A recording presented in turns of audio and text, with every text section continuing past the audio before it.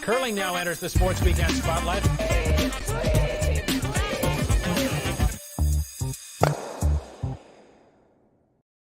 Hi again, curling fans. Hello to you. Call a humdinger of a rock throwing competition just now between Canada and the United States. It just wrapped up. Tabitha Peterson remains undefeated. Carrie Anerson and company with their first loss. What a battle that was. There's a look at the standings, Call. Was a battle, falling to 5-1 now for Carrie. And Tabitha Peterson, I mean, I've been impressed with this team for the last couple of years, 6-0. So they're looking at this is a really interesting event, isn't it? I mean, you and I have been talking just about like, where are the fans for this? And I think sometimes when it's the very first event, and because this is a qualifier for the Worlds, it just must feel like a different vibe for curling fans or something. Well, not only that, I mean, we've become so accustomed to watching these events at Winsport in Calgary, where the Pan-Continental Championships are being held, when they were in the bubble with all those empty seats, and you're watching it and you're kind of like, are we back in those days? It does look like the bubble again with nobody there. It looks like quiet as a mouse. Remember during the bubble, all the curlers said like you could hear each other talk. It must feel like that same. I think they even said you could hear the toilet flush down the hallway. Too much info. Interesting. Never too much info. By the way, I loved watching the roll call and Brandon saying he wished producer Soph would make a sneak appearance, but you know she's making sure. She will at some point. Interestingly, we should give props to the American curlers because they played Canada at this event already, and the Americans have beat the Canadian team. So let's look at the updated men's standings. And the boys, they're on a roll now at 4-1. But you see Corey Dropkin and his team out of the United States, they won in an extra end to beat Gushu to begin this championship. So curling, at least on the ice, Colleen, and that's a foreshadowing to later in the show, at least on the ice, in good hands in the United States. Yeah, and Gushu now winning his fourth in a row. And really, it looks interesting that they're starting the game really well. They've got control of that hammer from the first end, and they're kind of able, except in the game against the U.S., jump out to a commanding lead. So they've been sailing along since that opening loss. And to that point, it's been wonderful to see young Nathan Young from Newfoundland and Labrador, who I actually got to know really well at the Youth Olympics in Lausanne. They were actually playing in Champlery. Are you just name dropping like Lausanne when I was there and all of that sort of stuff? Is that what you're doing here? I am. But to Nathan Young on the ice, he's been in 3 consecutive games now because the Canadians have had the game well at hand. So nice to see him getting that valuable experience. Call, you made a good point, though, about this event. I think, I'm seeing on my social media, where are the fans? What is this event? Why are we sending our best teams? And yet we're going to get into it with our next guest about how this event is growing the game. So you kind of have to send your best teams because it's a qualifier for the World Championship. But because so long as you only finish in the top and get your spot, right? The same drama of winning a Brier or Scotties or eventually the World Championship just isn't there. Yeah. But what I do love about this event is growing the game for the new countries.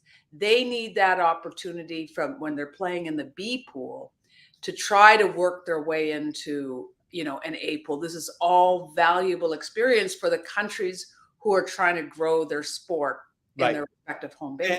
And I hope we've explained this. And if we haven't, let's go over it. There's the A division. That A division, the top 4 or 5 teams, depending on the men's or the women's division, go to the World Championship. Canada on the men's side already has that automatic berth because Worlds are in Ottawa. But then you have the B division. If you win the B division, then you get elevated to the A division, and that is where India is right now in a battle in this B division. There's the updated standings, 2-2 after 4 games. You see the name there, Raju, and he is with Team India. He has been doing everything, to grow the game. And we're thrilled to have him join us. Oh, I'm so excited. I didn't even know India had a team. So my bad on that. Welcome.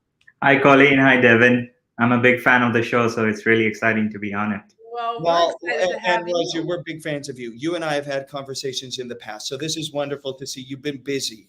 Why don't you sort of take us through what you've been doing to grow the game and a little bit of your journey to learning curling, and now you're wearing your colors on the ice for country. Outstanding. Yeah, so like I first watched curling in 2006 during the 2006 Olympics, and I think it was the first time the Winter Olympics were broadcast live on like national TV in India. Ended up watching a lot of curling during those Olympics and saw Russ Howard win gold like 2 days after turning 50, I guess. So that was like my inspiration. So I thought like I still had a lot of time to try and make it to the Olympics for India. Never got a chance to play till I moved to the US about 8 years ago. I was fortunate enough to find the San Francisco Bay Area Curling Club, and I haven't stopped playing since. And along that journey, I was also able to connect with 3 other people, and we've been playing together for six years now. Vinay, who lives in Ardsley, New York, Kishan is in Denver, and then Giri is in Chicago. So we've been playing together for the past 6 years. And we've also tried to like grow the sport. We did floor curling events in India, and then we had a national federation recognized in 2019. And we've been doing a lot of events, both floor curling and on the ice. So we did an on ice event this past January and March, and we had 400 people show up for their first experience of curling on the ice, and it was really great. And a few of them had traveled 2 days, taken trains to get there. So it's really exciting to see how the sport is growing, especially in India. And I hope us being here at the Pan Continental will just help fuel that growth. Beautiful. Do people know you're here? Those 400 people that came to the clinic, for example, have you hooked them that much, or like how do you build the sport? We've seen it in the States, so we know it's all doable when there's sort of a political will and a love for it. But how do you grow it more in India? So, interestingly enough, I think curling is the most watched Winter Olympic sport during the Olympics, especially in India, South Asia, and a big part of Africa as well. And like we've been getting a lot of messages, like because there's been a lot of social media coverage, especially after our first win and some of our results. So a lot of people have been messaging, wishing us luck, or like messaging after the games, saying congratulations and stuff. So a lot of them have reached out, and like we've had a few news articles published about like both our performance at World Mix and here at Pan Continental. So it's great to see just that exposure and people learning more about the fact that there's actually Indian teams competing at these events. But how do you grow it? Any ideas on that? I mean, you just need a billionaire to move in there and start building a rink or two, or what's your vision? Yeah, I mean, if you know anyone who would want to build a rink, please send them our way. But yeah, I think it'll take both like a top-down and a bottoms-up approach. I think we would need to do a lot of grassroots work, trying to just get people exposed to the sport, both through like these floor and street curling events, and just getting people access to some ice. We don't have, like, to be honest, like a lot of facilities in India, but there are a few skating rinks in malls in some big cities. And I think the goal is to try and get as many people through the door, just getting a few slides in, even if they can't like play a full game of curling on a full sheet of ice. But yeah, I think having a benefactor like who would be willing to push the sport in India will go a long way. But also having like these teams competing at events and doing well. So like we are 3-2. Hopefully, if we play well, we can qualify for playoffs, and like there'll be more people who'll hear about that, and like people would want to play more. No pressure on you, but we really need India to become a massive curling country. We do. We'll take it to the next level. We do. Raju, we saw one of the photos. You've taken many of these now. First, history for you and India in the curling world. Well, you know, I'm a nerd, so I was digging into the research, and I see this scoreboard 7-6. Yeah. It seems every one of your wins are 7-6. This one here, the first one in Calgary, 7-6. Seems 7 is a lucky number for you guys. But what is this like when you look at these photos with the flag, with the colors on the ice? You dreamed of this, and now you're living this, Raju. Yeah, I mean, to be honest, I still haven't processed it. It's like a dream come true. It's very emotional. The fact that like it's been a long journey. It's not been at times not been easy. Just like trying to get ourselves at this stage, but like I think all of us are really proud of what we've done in both these events, and I can't wait to see like where Team India and the program goes from here. You should be proud. I mean, the devotion you have to commit to people once you get to the United States and finding them in every corner to still find a way to get together and practice. And to get to this level where you're at now, it's amazing because you don't have the infrastructure. You started late in life. I don't know how old you are, but you know, you didn't start like most Canadian kids as a 12-year-old. Right. What's great. I wish I had, but yeah. Just no, thank you. And I think I just wanted to say there are a lot of people behind this, so it's not just me. None of us would be here without the love and support of like friends, family, and also like our clubs. All the members there, they've been sending us messages throughout this competition and the world mix. So like we wouldn't be here without the love and support of all those people. So, and we hope like we will continue to get that from like a lot more people. So we would love to see Indian curling growing. And what's the event you're in now? Why is it important? Because, you know, we're seeing small crowds in Canada. So Canadians sort of are probably wondering, well, why would we go watch the B curling or the B side or even the A side for that matter? Why is it important for the developing countries to have this opportunity to try to get into the A section and then on to the Worlds? Right. So I think it's a great opportunity to play against other countries who might be in the same like development cycle. So it's great to play against teams like Guyana, Kazakhstan, Kenya, Nigeria, like from all over the world.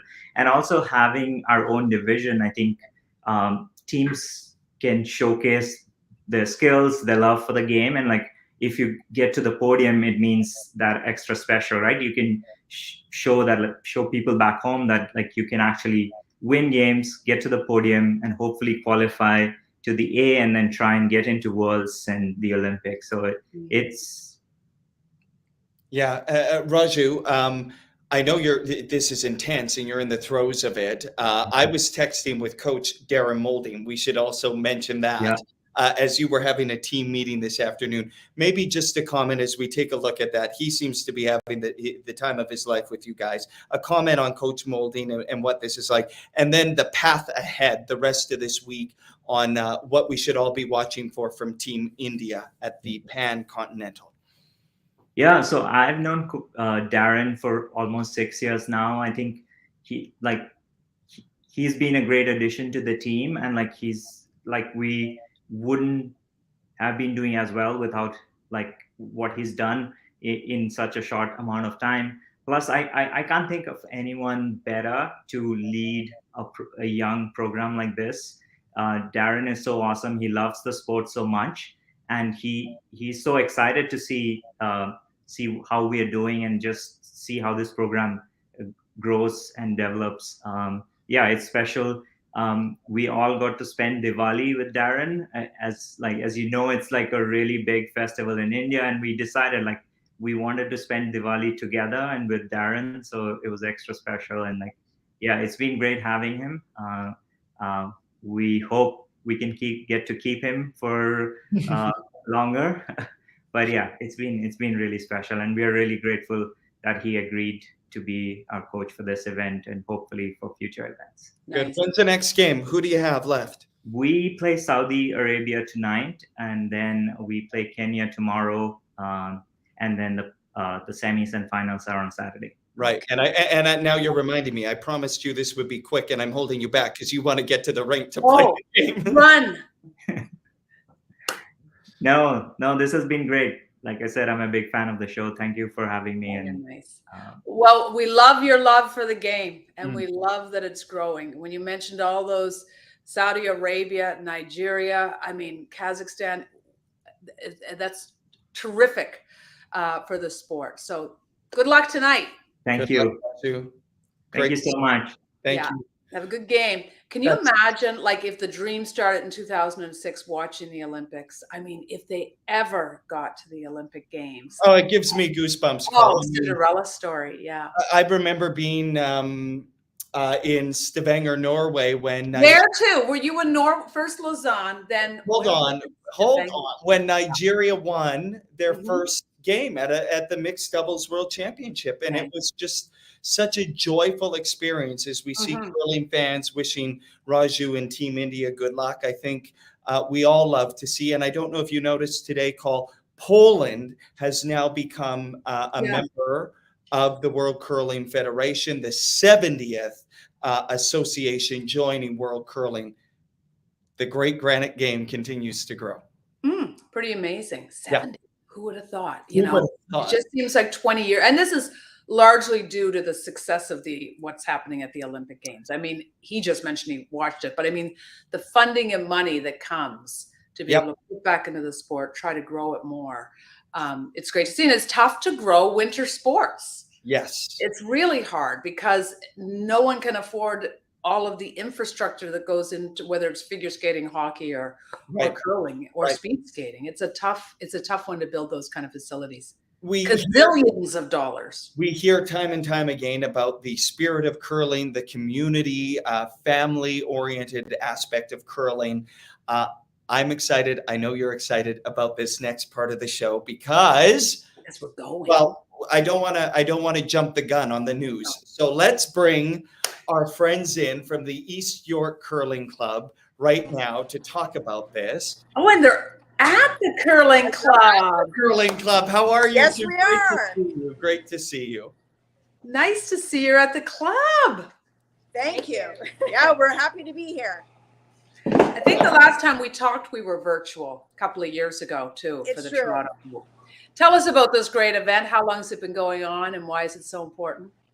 So thank you. I wanted to give you a little bit of background. I'm from Sioux Lookout, and Thunder Bay has hosted for 25 years the Bearskin Airline Hope Classic, which is an epic bonspiel that is named after Linda Buchan, and her friends have carried on that bonspiel and raised over $3.5 million for cancer care in Northwestern Ontario. Wow. And I have been fortunate enough to attend that bonspiel, and I was taking teams from Toronto up there, and then it occurred to us, why don't we just have the party down here? Why And not?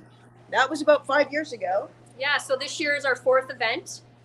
2 years have been impacted by COVID. Colleen, we were thrilled that you joined us in 2020, but even more excited to have you in 3D this year in person here at the East York Curling Club.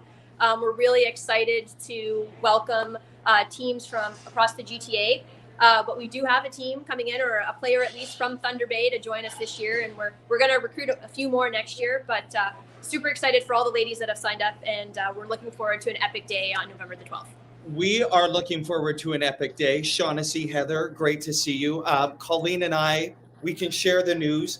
We're coming to the Toronto Hope Bonspiel, and we can't wait to take part in this outstanding initiative.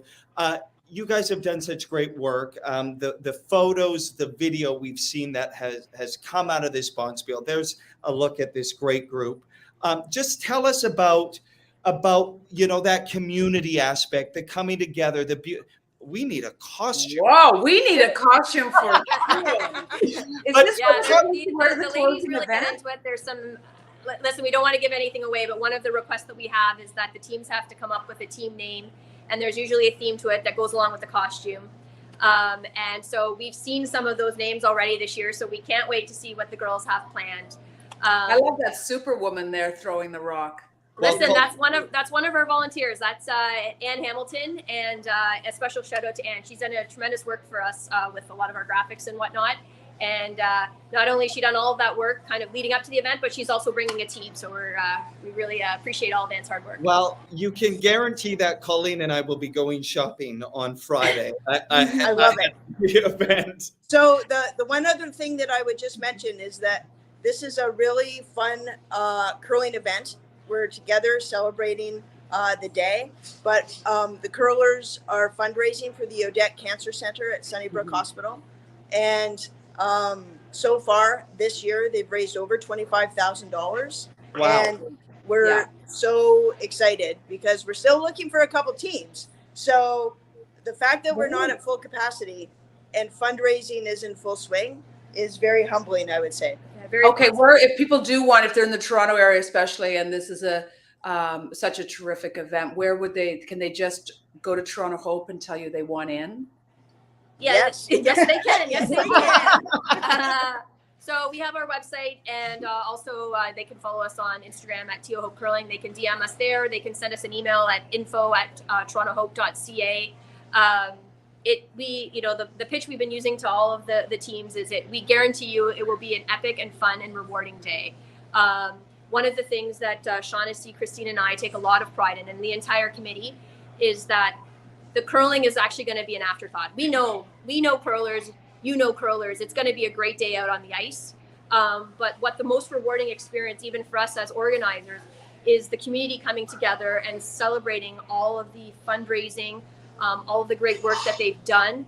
And we're super excited. Our contact at Sunnybrook, Joanna Sullivan, is going to be joining us. She has some great and exciting news to share. We're excited to share it with our community.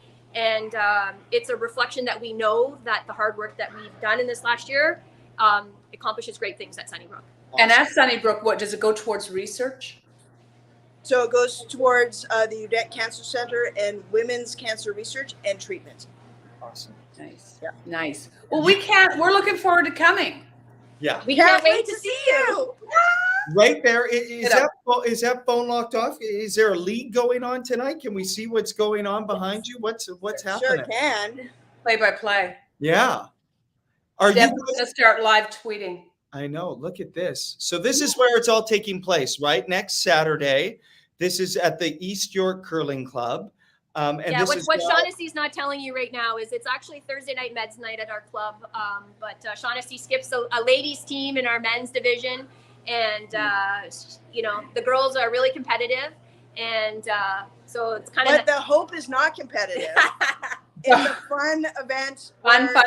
We're just coming together to celebrate life. Amazing. As we should always come together to celebrate life. Good for you guys. This is a lot of work, I know, to put this together. Must warm your heart to know you're making a difference in the lives of more than a few women when it comes to the work they're doing at Sunnybrook. So, well, and one final thought, Colleen and Devin, what I'll say to you is that, while the fundraising efforts that we're doing here in Toronto and for the Odette Cancer Center, one thing that we take an enormous pride in is that we know that the research and the treatment techniques that happen at the Odette Cancer Center in Sunnybrook benefit the hospitals and the care across Canada. Absolutely. So we know that in a way that we're maintaining the legacy of what the lady started up in Thunder Bay, and we're able to make a difference for cancer treatment for women across Canada. You two are extraordinary. The whole team. I'm getting tweets from the curlers who are going to be there. It's going to be a party. You know it. I'm so happy. And the other thing I'll just say is we have DJ Agile, who is epic. It's going to be so fun. Okay. Oh, we want to see you both out on the dance floor next Saturday. Yeah, we'll be out. You should see Pauline's dance moves. Oh, I got moves. Don't worry. I'm going to practice them. So, I mean, there's going to be dancing. There's going to be curling. Colleen and I will be having some fun. We're so thrilled and honored to be joining you. A couple of teams can still join and get in the party. Really outstanding work you two have done, and the whole team. We can't wait. Okay. Thank you. We look forward to seeing you. Great stuff. Good curling. See you guys. Cheers. If you, Devin, measured the amount of money curlers have raised, not just for this event, but so many. Curl for Kids is a big one. Yeah. Sandra Schmirler Foundation, the amount that curlers have raised, not just the elite curlers, obviously, but the fans and clubs. It shows, as you said earlier, the community. Yeah. And just wanting to give back. And this is just another way. Bearskin Airlines in Thunder Bay. I mean, first off, I'm sure it was an epic spiel, but that airline is just the best. That's See, the look, you've been places too. I've been to Thunder Harbor. I've been just about everywhere in Thunder Bay that Bearskin. Anyhow. But it's another big. Well, hold on. As a complete aside, I'm thrilled that you're coming. We're going to be back together again. You know that we'll be. We need an outfit. We do need an outfit. Mm-hmm. So think about that over the next week. I can't wait to see you in curling vans. You can expect a lot of content from Colleen and I. We'll be doing Friday, Saturday, Sunday. Shopping on Friday. There's our first content. And coffee. And lots of coffee. Looking forward to that. Anyhow. Okay, let's keep this going. We have another mixed doubles event taking place, the Ali Jenkins Memorial Classic in Saskatoon, my hometown of Saskatoon, this weekend. And the great advocate, the great curler, he's won everything, he's done everything, he's done it all, and he's in Saskatoon getting ready for the playing in it. Johnny Moe. Hey.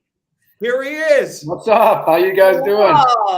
How's Saskatoon, Johnny? That's my hometown. You know how much I love it. Well, it's not as cold as it was for the trials. I'll tell you that much. But I got to say, anytime I'm at a bonspiel in Saskatchewan, I don't know if it gets friendlier than Saskatchewan hospitality. It is wonderful, and they've been great here so far. And it's just I don't know. Have you been to the Sutherland Curling Club, Devin? Many times. It's about 10 minutes from my house. Is that where you won your high school championships, Devin? No, not there, but I did win two, Johnny. I won 2 high schools. Oh, yeah. Well, it's such a cozy atmosphere upstairs. It's got nice. that small town, that small club atmosphere. And my dad, my grandfather, actually, was in the Briar from Roster in Saskatchewan in the 30s.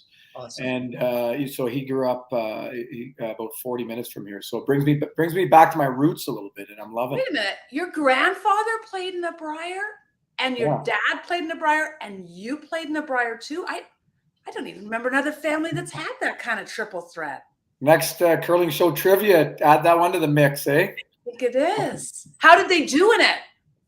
My dad, I think. No, your grandfather. Oh, my grandfather. I think they came top 3. I'm not. That was back when they like. Shame on you for not knowing Grandpa's record.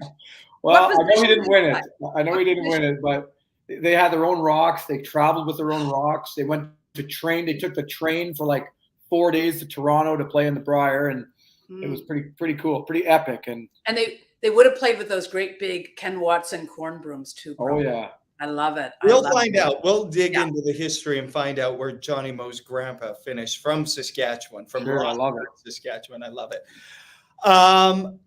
Okay, this mixed double super series is taking place, and tell us about your partner, Tally Gill. I mean, you went from coach to playing them at the Olympics to joining them. So tell us, Johnny. Yeah, well, it's not that simple. It's essentially my partner for the year is Shannon Burchard. Yeah, we've already had an awesome event together, and you don't want to miss these super series events because there's only a limited amount of events you can play in North America to get good points. So Shannon's playing and representing Canada at the Continentals, and Dean Gemmell is on Team Australia. If you watch them play, they played actually Gushu this morning. We were watching from the airport. So, we kind of got talking and said, well, our partners are gone representing their countries, and we don't want to miss this super series. So Tolly and I decided to team up. We got 1 game under our belts. We're 1-0, so we're feeling pretty good. And it's just really hard. It's hard for me to learn Australian. We're having a bit of a communication problem. That's the only thing that's going on. Just keep saying good day, mate, or whatever. I mean, are you still working with that team too? They're training out of, I think, for the most part, out of Alberta for the next few years. They've And I'm going to work with them a little bit in Calgary. They've brought in Laura Walker to work with them a little bit as well. So I think they're doing some really good things, bringing in some good resources. And I know that they didn't have the best experience in Beijing in that bubble. It wasn't the most fun, and they're pretty motivated to go back and have a great Olympic experience.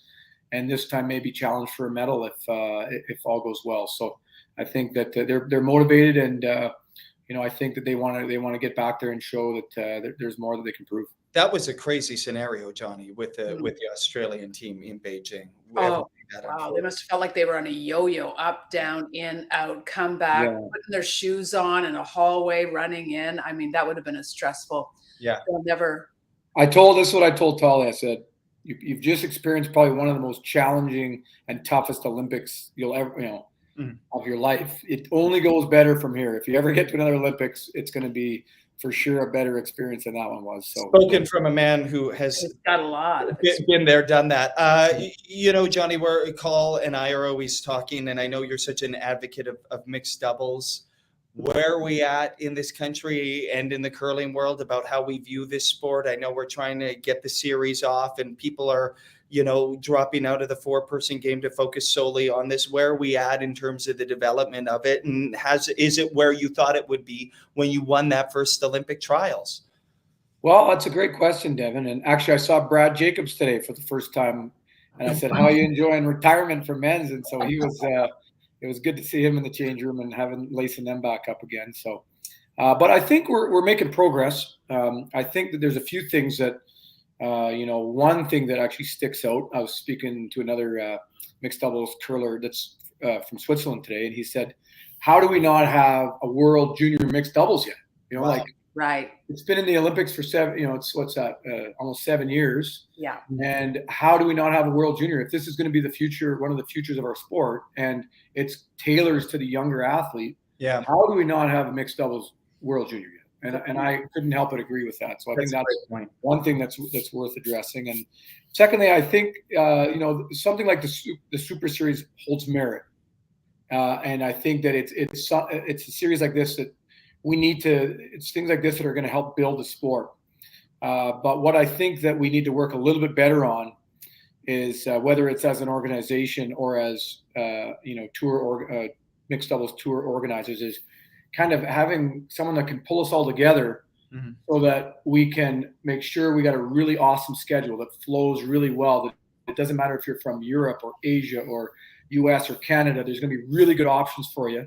Okay. And personally, I think we've been toying with this. We've got to make sure we don't mess with the men's and women's schedules. And guess what?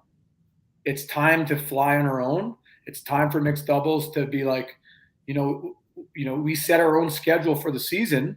And if players, really good men's and women's players want to play in mixed doubles, then they have that choice to make. And I think you still can play in both if you want to have a chalk or block schedule. But for the most part, we're starting the seasons in August now, and we're going into May. You can't keep trying to work around men's and women's schedules. Okay. You got to go mixed double schedule. It's got to be its own discipline. And it's got to kind of have its own mind of its own and its own thing. And I think it's ready for it. I really do. I think that you're not going to lose support. It's only going to make it better. And I think that's something that needs to happen in the near future. Great. And as this grows, you bring up a brilliant point about needing a world junior mixed dubs and a Canadian junior mixed dubs. But as you try to grow, what's the role with Curling Canada? Should they be spending a huge chunk of change for prize money and incentives so that it's not on just Jay Allen and Wayne Tuck to find the sponsors? Because sponsorship right now is really tough. What role does Curling Canada have in this to help build it? Well, I think that this Super Series could use the help of someone like Curling Canada. And when I say Curling Canada, I'm really talking about Scott Pfeiffer. He is the mixed doubles. He runs pretty much the show for mixed doubles in Canada. Scott Pfeiffer has one of the highest IQs I know in the game. He's such a smart individual. And I think that I really see the merit. I'm really proud of what Jay and Wayne have done for the Super Series, but I think they're crazy to do it alone. I have to be honest with you. I run a bonspiel in Canmore. We have a 6-person committee, and we need every one of our committee members to know their role and to help out to make one bonspiel run. Right. Try to run 5 majors on with the 2, unless there's more people behind the scenes that I know about. But I think that, and I think Curling Canada, I think Scott really would be open to helping, and I think there potentially could be some funding there as well.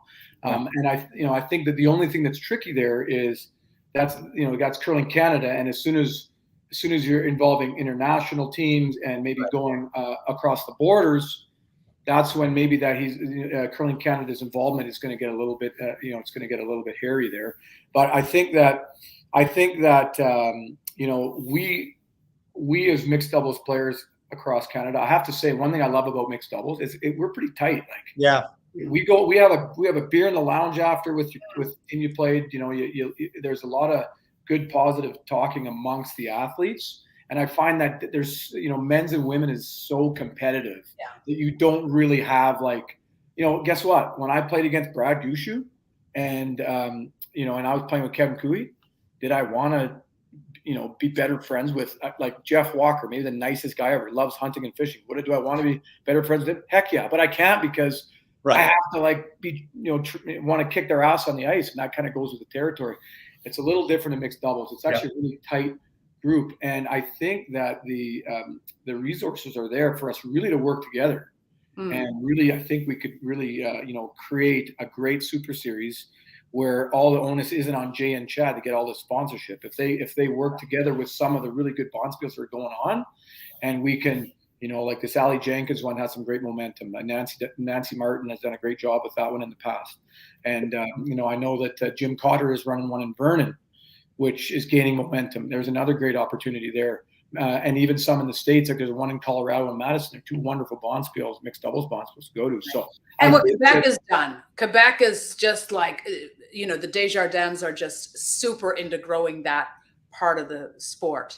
Yeah, and Robert is here. I had a good chat with him before the game, and there's another great avenue where, Quebec should, with Robert there and Quebec pretty much being one of your most powerful, or at least the most participation from mixed doubles teams is in Quebec. But then also, let's talk, and then that's where if you get a guy like Scott involved and you say, hey, maybe we bring some to the East Coast. Right? Let's bring some to Halifax. And I think that, because we don't want to just, I think that's one thing with the Super Series. If you got 5 events, for sure we can have some out east. And I would love to have an excuse to come to Halifax and have a nice dinner hosted by Colleen Jones and that beautiful. Well, she's at the Cove tonight. She's at the lobster. I can do the lobster, not a problem. And I make a wicked chocolate cake. Oh my God. Put strawberries in the middle. It's really good. Listen, tell me about how quickly did you and Shannon click? Well, Shannon is and I have to say, Shannon, we all know Shannon's one of the best curlers on the planet. And the big thing that I really liked about Shannon, she can sweep she's an awesome sweeper too. Right. Well, and I used to be able to, on you, John. I used to be able to sweep every rock at mixed doubles, and I probably still could, but it's nice to have a break here and there. And Shannon sure provides a great break. And what I also, even though we didn't win our first bonspiel, I have to say, Shannon Burchard is one of the nicest human beings I've ever met, and it's just been, it's just been, for the one event we've played together and the communication we've had already, it's been awesome, and I'm extremely excited to curl with her moving forward. And we wanted you on the show last year when you said goodbye to 4-person curling, and I don't know if that's goodbye forever. Nothing's forever, is it? But what a career you had in the men's game. What's your do you have a favorite memory? Was it 2010 necessarily? Was it, what was it? If you had to pick one of so many. Right, of so many. Well, you know what? I would never trade, especially that Vancouver experience was the best month of my life. I couldn't believe what we were experiencing. And I really hope we have a chance to get the Olympics back in Canada, because I want other curlers to experience what we were able to experience. No kidding. But I would have to say, one thing that really stands out to me is playing the victory we had at the Saddle Dome when I played with Pat Simmons and Carter and Nolan. Mm-hmm. And we went from almost out of the event to, Pat Simmons taking over at skip and playing out of his mind. Yeah. And just, that was something that was a pretty darn, besides that, I just feel absolutely grateful for the incredible teammates and players I've been able to play with. From Kevin Martin to Ben Hebert to Mark Kennedy to Kevin Cooey to some guys you probably haven't even heard of, Paul Moffat, one of my best buddies from Ontario, Carter Rycroft, one of the biggest beauties ever. I feel super grateful to have been able to play with some unbelievable people, and that's what I take the most from. I don't take one moment. I take the fact that I met some really good people and that I'm going to be friends with for the rest of my life. Lifetime. I mean, when you won that one with Pat Simmons, that was your granddad casting some magic on. Yeah. That's what that was. Yeah. You don't even know what his record was. I bet he was watching, Colin. You ask my dad. Earl of Pearl will be. I'm sure will tell you every score of every game that his grandpa, because it was my great grandpa, and it was my dad's grandpa who raised him. That was Cliff McLaughlin. So my dad never met his dad, and his grandpa raised him, and that's how he got into curling. And that's exactly. Without him, first off, there is no you. Yeah. But without him curling, you probably would have been a hockey player or something lame like that. Sure. Yeah. Wow. Well, listen, Johnny, you talk about all the people you met. You have wowed Canadians from coast to coast for so long, and you're such a great advocate and such a great sports person for curling. We're always grateful when you come on the show. And that's why we wanted you last year, just to say your men's curling career is just likely. Yeah. Like, I don't know whose will top what you did. Yeah. Well, thanks, guys. I really appreciate so many different teams and all that. So listen, CBC Sports and CBC GM, we're going to be streaming games, but not until Saturday night when the playoffs start. So there's your work, Johnny, if you want to get on the show, if you want to get on the broadcast. There it is right there for the Super Series in Saskatoon. This is a second of 5 events. They'll be in Leduc, Winnipeg, and the big one in Brantford in December. But this is what this weekend looks like. You can watch it on cbcsports.ca on CBC Gem. And then we're going to have that curling show Sunday night after the final, speaking to the winners. So, Johnny, perhaps we'll have you might be back. You might be back. I hope so. I hope you're right, guys. I got to say, Devin, I'm loving your plaid, man. That's a fantastic shirt. I think you got me beat, bro. Well, we called each other and said, wear the plaid. I love it. Yeah, I like the thick plaid. You're right. You got to up your game, Johnny, for the next time. I'll work on it. I bought this in Paris a couple of weeks ago. Oh, Paris. I'm such a globetrotter. So cultured, Devin. Yeah. Exactly. Johnny, take care of my hometown, and good luck this weekend with Tally and Curlwell, and appreciate you so much. Yeah. You betcha. Thanks for having me on, guys. Yeah, nice to see you. What a guy. Yeah, I love the story about his great-grandpa. And I just, for people like, that got Earl into the sport, which then got Johnny into the sport, so it's pretty amazing to think of that family connection. How anyone gets into curling call is always fascinating to me. And tonight, haven't we seen some really unique stories of paths to curling, love it. Right? Yeah. Yeah. So listen, a week ago, we got into the USA curling situation and the concerns, of course, that many across the curling community south of us had about concerns about Jeff Plush and his ability to lead. We had hinted that there could be resignations coming 24 hours after the show. Of course, we saw that Jeff Plush had resigned, that the board had accepted his resignation. There have been more changes just yesterday coming. Here's a look at it, the changes call from the resignations and the appointments to take over those positions call. Yeah, so with Jeff Plush gone and now the appointments, Dean comes in Brett Jackson as chair and Colin Huffman as vice chair. A lot of people were just talking about how tone deaf for the month of the struggle and how divisive this became in the U.S. Between curling clubs and curlers, etc. And now the mending needs to begin. So it's hopefully not too much damage done by this. And at the center of it, of course, we talked about the new CEO, interim CEO, Dean Gemmell. I've got to give a lot of credit to Dean, because we were messaging last week. He said that things were coming and that he would come on the show when the dust settled. He's a man of his word, and he joins us now tonight. And I believe he's in the middle of a curling club. Dean, it's wonderful to see you. You're getting right to work. Dean, let's get right into it. This has been a hectic time, and you've heard it. You know all about it. Now you're in the heart of it. What's on your mind tonight as you settle into this new position? Well, thank you, Devin, and thank you, Colleen, for having me. I apologize a little bit. I am in a curling club at the 2022 Arena Nationals. That's our championship for curlers who play in skating ice clubs. So probably our most grassroots championship. And happy to be here in Evelyn, Minnesota. Your point is a good one. I got a number of texts and calls this week from people who said they didn't know whether to offer congratulations or condolences. And that's maybe a fair assessment. But one thing I've said to people is, how often in your life do you get to be part of an effort to try to change something for the better that you really love? I'm not coming in to take over a corporate law firm here. I'm a passionate curler. I love the game. So, despite the challenges ahead of us, I think they're manageable. I think we can find some firmer footing. And frankly, I'm excited to step into this. Yeah, and people do have short memories. But what is your first order of business as you try to at least repair from a public relations standpoint the lack of trust, or a lot of people said there was this feeling that they were not being heard through this? How do you change that?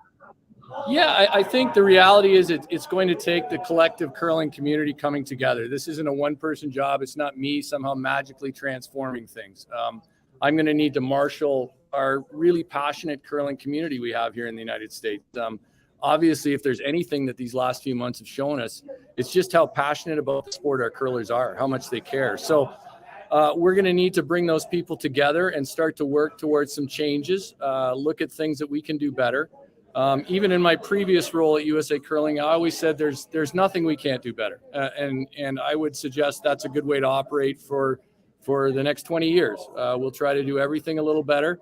I'm going to be out very visible. I'm at this championship. I plan to be at every national championship we have. I'm a guy who loves curling clubs, loves hanging around in curling clubs. So people will be likely to see me in a lot of places.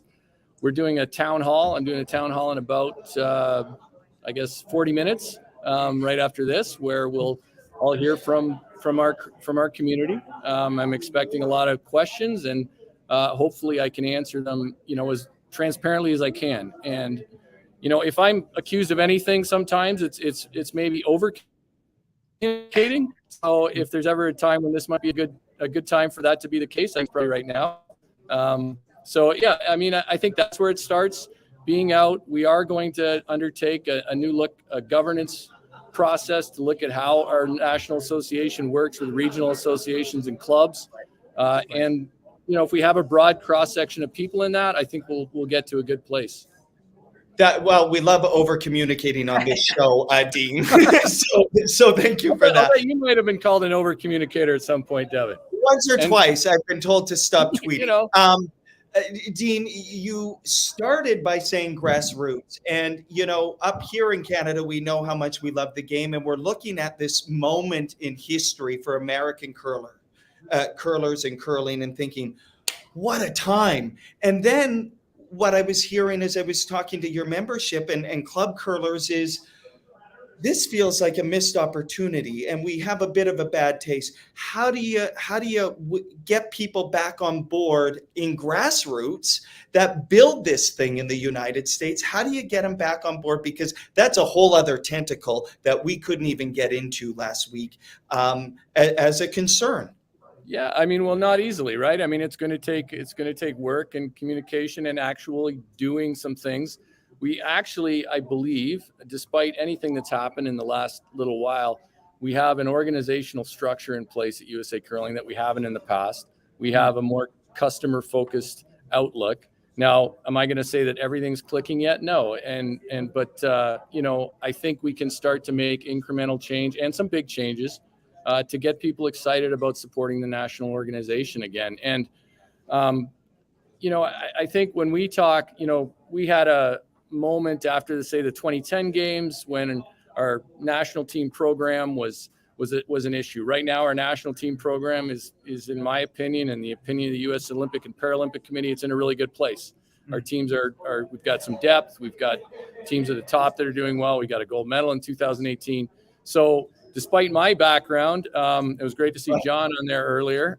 Despite my background as a player, I've been pretty involved at that level. I've been the president of my club, and I've been my fair share of recreational spiels and leagues. So I'm comfortable in that area. And I think together it's going to take, like I said, it's not just one person. We're going to have to marshal the efforts of everybody, but it will take some time. It will take some time for people to get past what's happened. But I think we'll get there.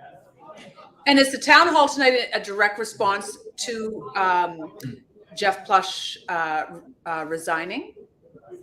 Well, no, I think it's. Or was that always going to be happening? Yeah. No, I don't think it's a direct response to Jeff's resignation. I think it's an indication that we want to hear from our constituents across all segments of the game. So we'll do this one. We may do more. When I was announced coming in as the interim CEO, we said that I would do a town hall this week. I like to keep that promise. So we'll do it tonight.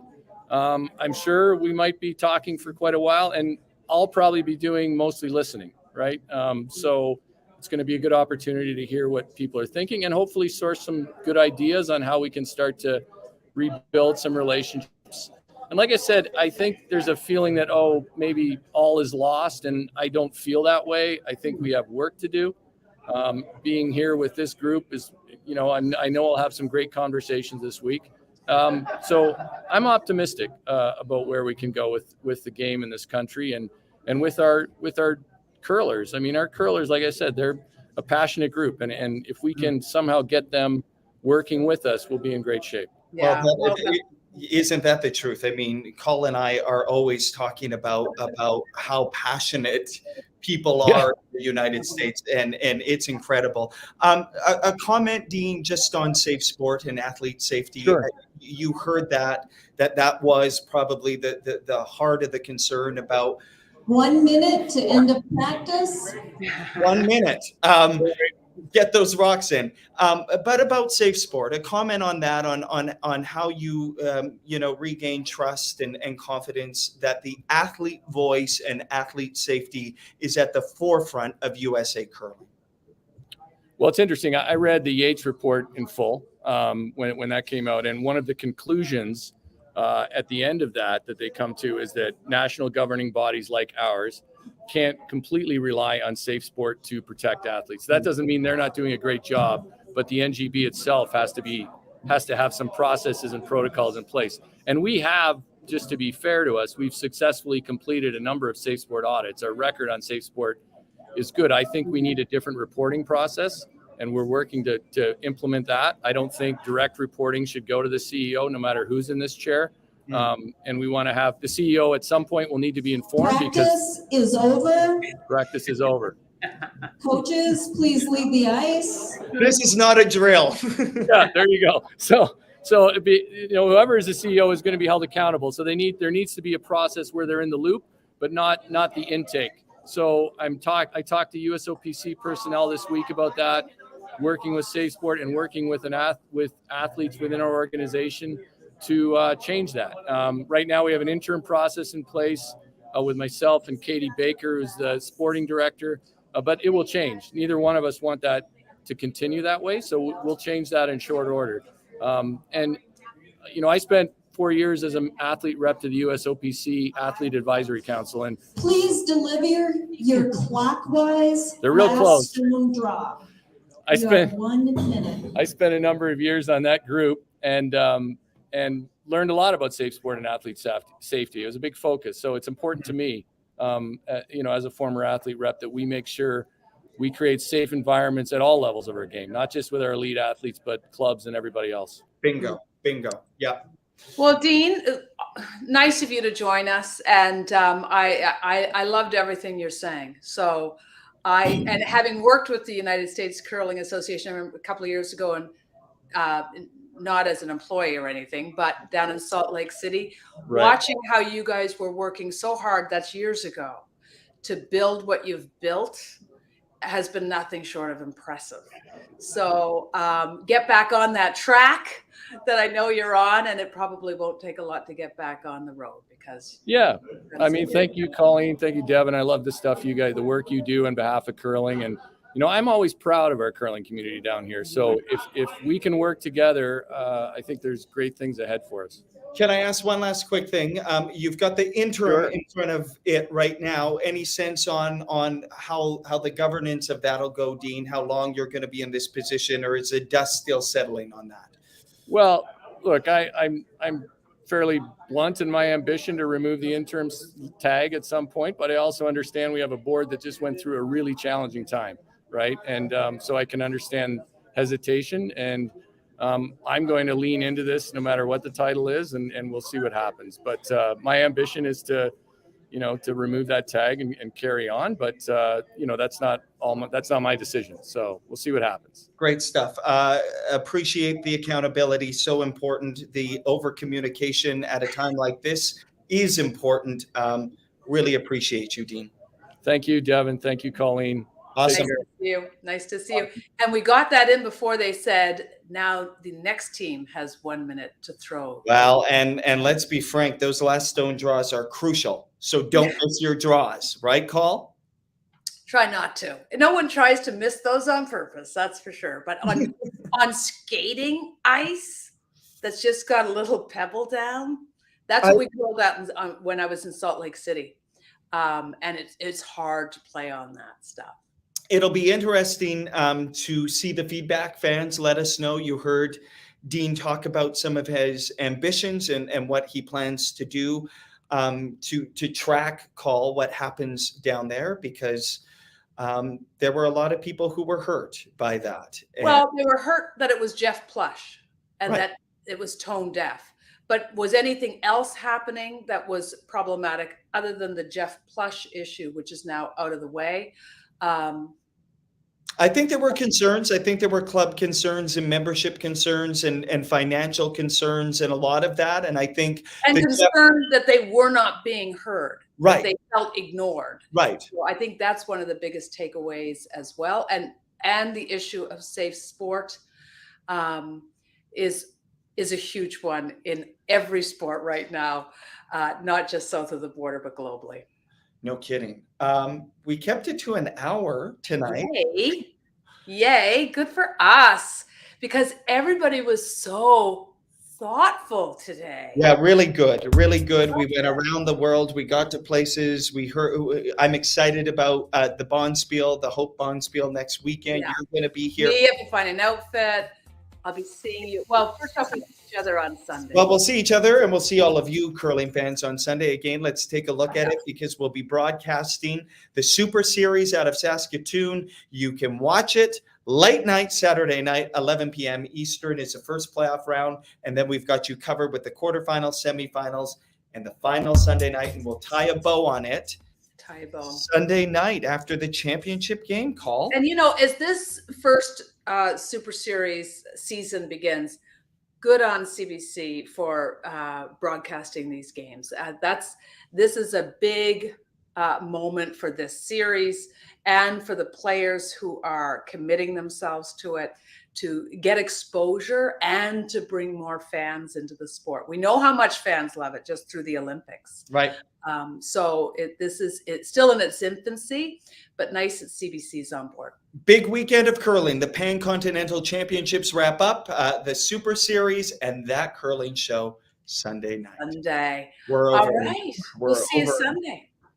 And we kept it a time. Is producer Soph going to make like a cameo? Like I don't know if she is, but Brandon we had asked could have me. some music to start practicing our dance moves for next. Oh yeah. What'll it be? We have some music. I didn't know who she mentioned, by the way. We'll see you Sunday. Yeah, okay, that's it. Is that it? I'm Elaine dancing. Oh, I can't get it. Seinfeld reference. What's in your mug? Okay. Nothing. Water. But not relaxed tea. Didn't have any of that. Okay. Wrap it.